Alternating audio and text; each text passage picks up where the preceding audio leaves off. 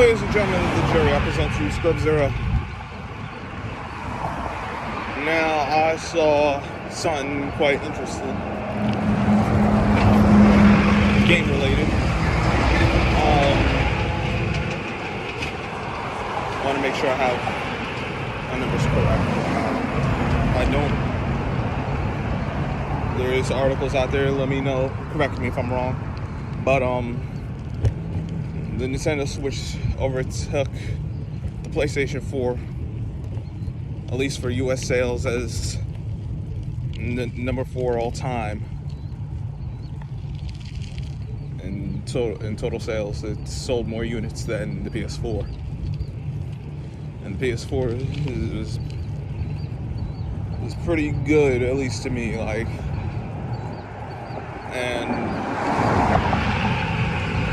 it goes to show just how much gaming has changed, because still number 1 to this point is the sales of the PlayStation 2. And the PlayStation 2's library was immense. The quality of the games was amazing. I mean, obviously you're gonna have some miss, but if you can find different games. Morning. You find different style of games, and you find something and have fun with what you got. Whether it be sports games, the animation fighting games, RPG, racing games. There were options. And not that there aren't options, but at least from my experience, finding good quality games back then is hard to find, particularly when you talk about how these games don't come out complete, and then they come out with patches and all these updates to tune and balance the game and this, that, and the third. You got games coming out with bugs, and that's not to say that there hasn't been games that have done very well, like with Elden Ring. That's been very popular since it's come out. It's done very well. But back to the topic at hand with the Nintendo Switch, it's different because now the amount of what you can do as far as the digital purchases as well as the physical copies. There's a lot more options in that regard. With the Nintendo Switch, there's a lot of indies games and classic games that come out, whether it be on the Virtual Console or the virtual consoles, the Super Nintendo and NES, and now they got the N64, or just the Switch itself. And then you got games like Legend of Zelda Breath of the Wild. A lot of people are highly anticipating Breath of the Wild 2. Xenoblade Chronicles is supposed to be coming out soon. I think next week, Tuesday. If I have my timing right, I think it is next week, Tuesday. And that's when that game's coming out. If it's not this week, sometimes between this week and next week. I haven't kept up too much with it.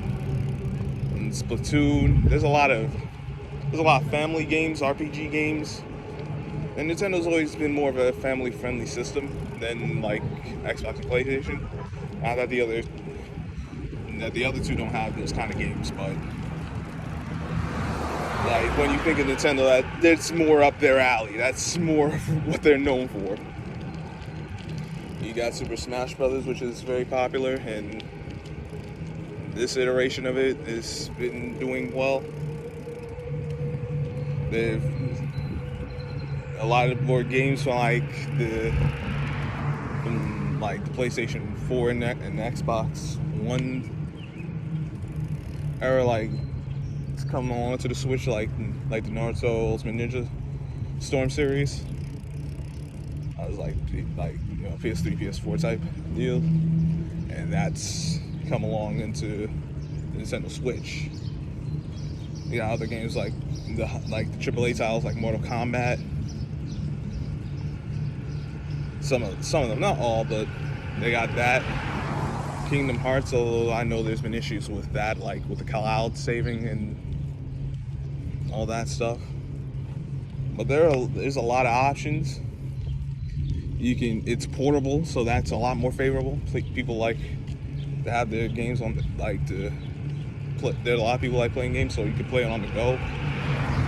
You can, I know for like college students, if you have free time, you can go to like your library or whatever and do local play and play a variety of games like Mario Kart 8 Deluxe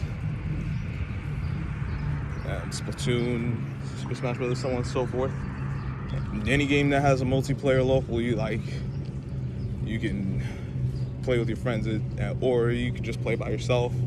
Got RPGs like Fire Emblem Three Houses, and it's projected to be third all time as far as U.S. Units sold in the U.S. by the end of this financial year. So, I mean, it's pretty amazing.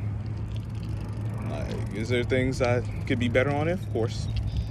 It's not perfect, but that just shows how popular it is and how accessible it's been. Even now, like, compared to certainly the PS5. I think the Xbox Series X is what it is. Like, I know that's been hard to come by, but even more so the PS5s. The Nintendo Switch they got 3 different versions. You got the Switch Lite, which is purely handheld. You can't put it on a dock, but still gets the job done. You got the original version, which is what I got. And now they got this new OLED model. I mean, and there was a lot of news that it was going to be Switch Pro, but I know there's a lot of rumors going around that, then not the case. But I wouldn't say it's not worth paying the extra $50 for if you got it, because you get more memory, you get the bigger screen, and a few other perks to it. So I'd say it's worth it if you're into playing Nintendo games. There's the online service that you need a basic membership. I think the basic membership for a year is like $20. If you want to play like the expansion pass, so like the N64 games, and I think Sega Genesis is a part of that. You gotta pay. You gotta pay some more, but it's very friendly. Particularly if you got multiple people in your household. So like you could get a family membership and then you pay less and you got up to 8 people. It's like Nintendo is it's more user favorable in a lot of aspects than the PlayStation and the Xbox. And I'm a Nintendo head anyway, so there was no way I was not gonna get a Switch. There's still a bunch of games I have like that. There's games I haven't really gotten into. I still got to get through Breath of the Wild, I know, but I was never really like Zelda interested me, but it never to the point where I committed time to it. Like, I got the game, my friend finished it. I'd actually have to take time to get through it. There's still I know the new Metroid, I forget what it's called, but I know that came out. I still want to pick that up. There's games come out in June, a few games, including Fire Emblem Three Hopes. I know that's going to take my money. Another Muso type game, Dynasty Warriors type game.